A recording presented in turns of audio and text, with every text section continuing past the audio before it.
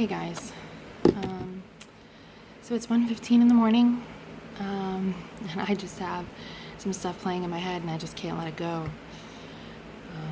So this is going to take a minute, so I apologize in advance. Maybe don't watch if you're not ready for a few minutes with me. But I've been watching young people, those I know, those I don't, strangers, people I love, and I've been watching them on social media and in their lives personally, and I just see some things that I just want to share with you guys. And I don't want to be so critical and so me in general, because I'm a very critical person in nature. So I just want to share some things with you, and I want to start by being really open and honest about my life and the things that I've gone through and the struggles that I faced, because I want you to know that I understand. I understand where you're coming from. I understand where you're going. I understand where you've been. And, we all have different life choices and life paths and things that have come and gone in our lives, and some people just don't get it. But I won't understand everything, but I want you to be able to relate to me. And some of you know the paths that have happened in my life, and I just want to be honest. So I just want to start with who I am and where I've been. So my name is Heather Augenstein. I am 30, almost 31 years old, and I'm happily married, and we have two beautiful brand new babies, and I have a 12-year-old boy, and then I have two bonus girls, and they are the light of my world. And I'm happy as can be, but it didn't start there. It took a long time to get to this place in my life, and a much harder journey than I needed to get to be here. I've made some really devastating decisions and choices in my life that were not just for myself, they were for my family. My family had to deal with the devastation with me. But I'm just going to be blunt and straightforward about it. I was 14 years old when I lost my virginity. I gave it to a boy that I assumed I loved, and that feeling was pure at that moment, but Lord, I had no idea what love was. I was infatuated with a dream of what was to come in my life, and I had always known I was going to be a mom and known I was going to be a wife and had these big plans for my future. But why I was so quick and ready to get there, I don't know. But I was, in this place, and I also was smitten and I won't say taken advantage of, because that's not really the word. I was definitely there and very aware of where I was, but it was definitely some negligent choices on both sides that led us to that path. And I just wish one of us was mature enough and responsible enough at that time to know different. But that behavior didn't stop. My parents tried everything to keep me from this boy, and they just might as well have locked me in a dungeon, because I was going to escape it. We were going to rebel. I ended up pregnant at 15 years old. And if that wasn't the worst of it, I was the eldest daughter of the eldest daughter of my grandfather, the great pastor in Manatee County. And it was devastating for everyone to experience this. And it was tragic. I lost everything in my life that mattered. I lost my boyfriend. I lost it all. I lost the opportunities that I had for my future. The opportunity, the thought of playing basketball, the hopes and dreams of any of that kind of stuff passed and faded away. School was over as I knew it. But during this time, I'm 15, and during this time I turned 16, and at 27 weeks pregnant, I delivered that baby stillborn. And to say that was a small mishap in my life would be really trivial, but I was dealing with all sorts of stuff. I mean, in my mind, I grew up rapidly through that process and was dealing with things that most people don't experience in their lifetime, let alone at 16 years old, alone, and and pure distaste for my parents and anything they had to say or feel. I didn't want to feel their pain or their grief because it wasn't theirs, it was mine, which I know not to be true. But I felt alone. I wasn't, but I felt alone. And things didn't stop there for me. I pulled my bootstraps up and I went on and did on with things, but I'm now not in school. I'm graduated, no longer in school, but I'm doing nothing, working, and I end up meeting some other guy and end up pregnant at 18, 2 years later, and with a man so not ready to be a father, and really to this day, 12 years later, not really ready to be a father. But what did I do then? I thought, best thing to do now is to get married, right? I'm 18, it's my choice, and it's much better, easier for me to just convince them all it was love than, me making some stupid choice to just hook up with some guy. Little did I know the implications of that I was to face. We were married for 3 years technically, but we weren't married. It was maybe a couple months of happy marriage type life, and it was an on again, off again situation, and it really was devastating in the long run.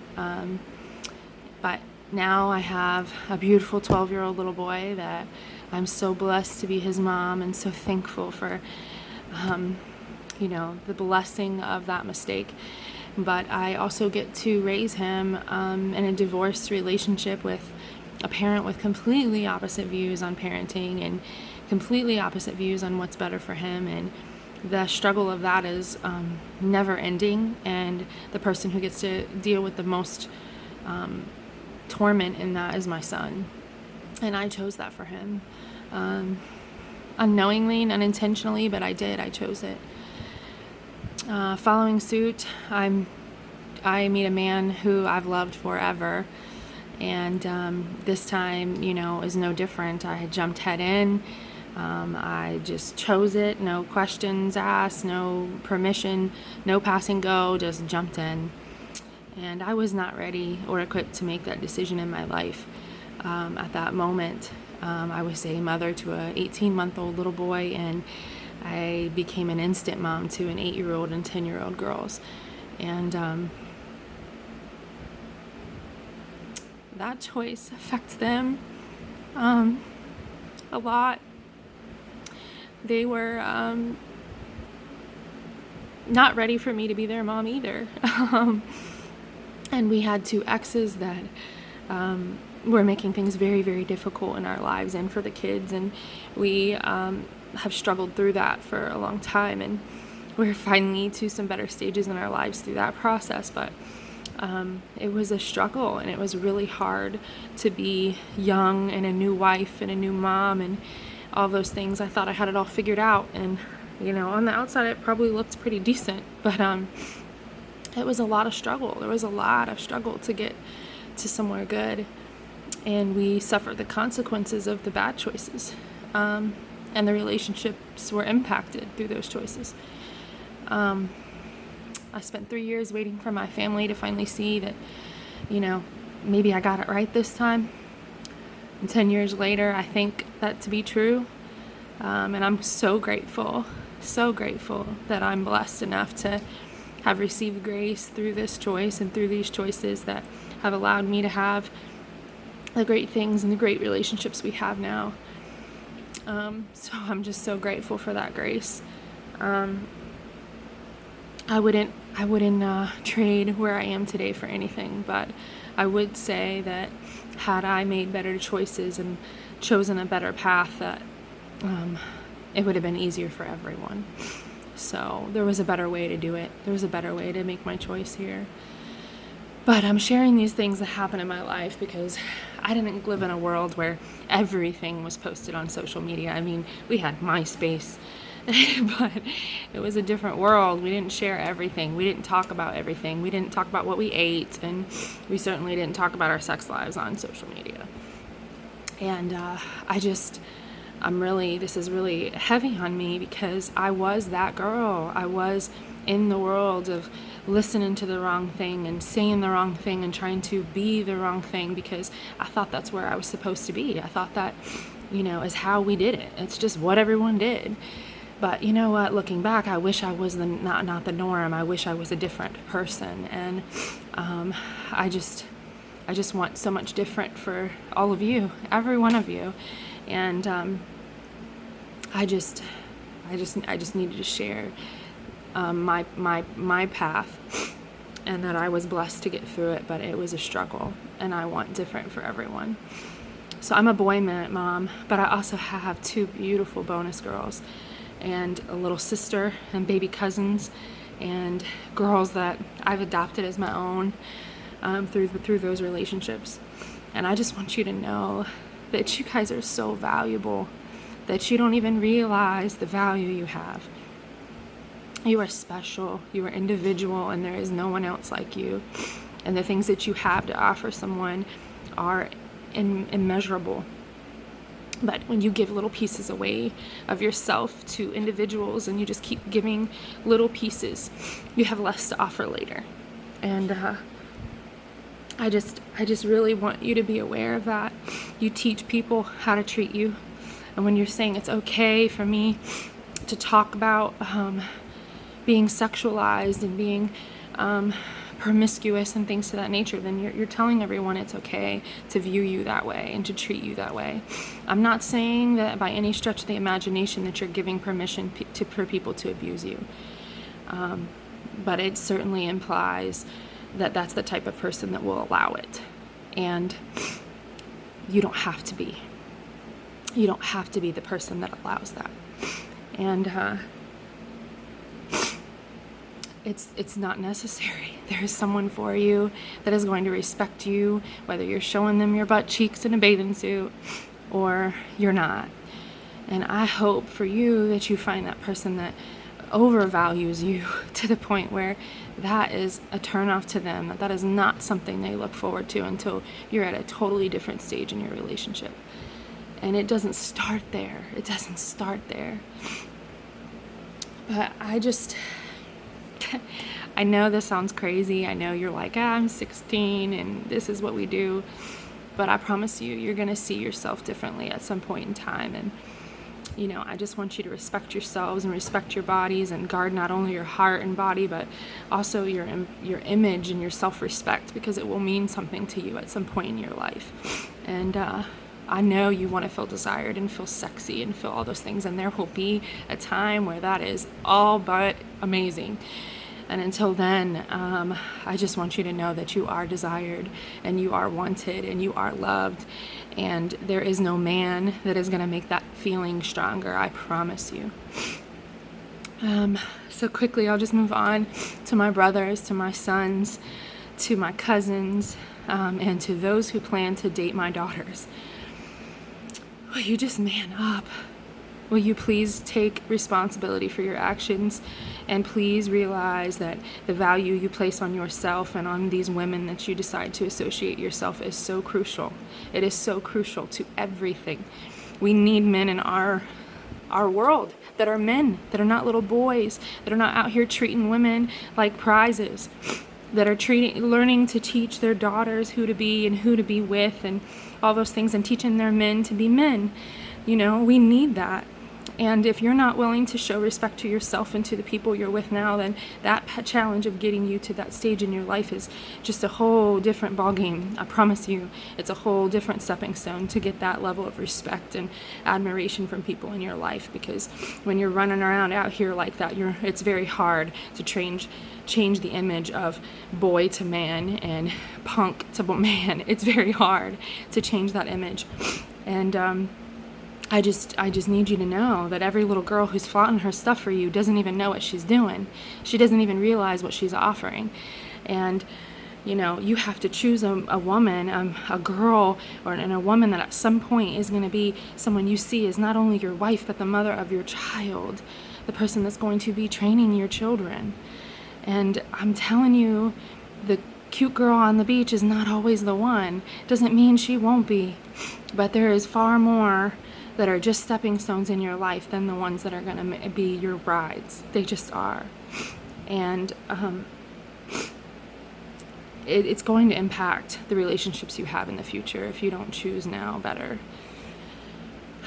I know my family knows what it's like to have an amazing full family full of aunts and uncles and cousins and everybody everywhere, and just this great feeling of family that we got to experience. But we also got to experience an incredible loss, divorce, and deaths in our family, and they've all separated us, and we've went our ways and we've done our things, and it's impossible to rekindle what we used to have. It's gone.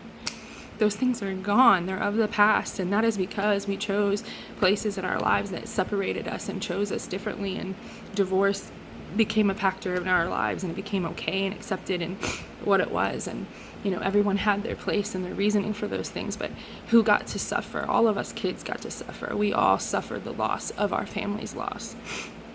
And I know you can't possibly want those things for your future and for your kids.